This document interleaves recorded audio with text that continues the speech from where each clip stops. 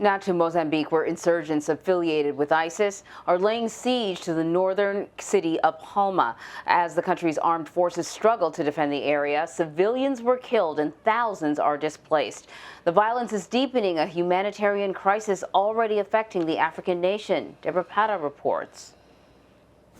As ISIS fighters laid siege to Palma, the country's armed forces proved to be no match for them. Instead, it was left to a group of South African mercenaries to save stranded foreign workers.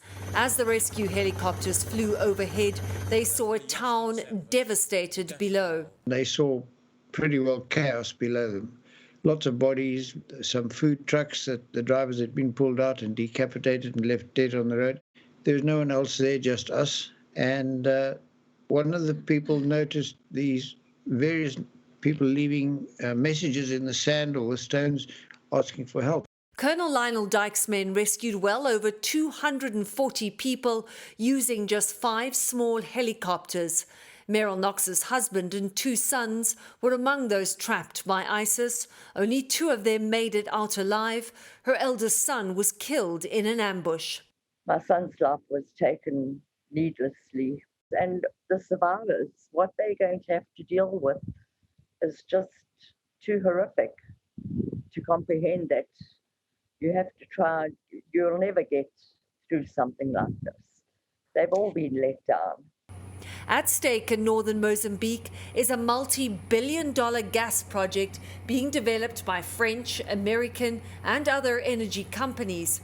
The rapid rise of this ISIS franchise has taken everyone by surprise. Seen here in a video purportedly filmed after the Palma attack, the group has swelled from a few dozen fighters 3 years ago to over 800 today.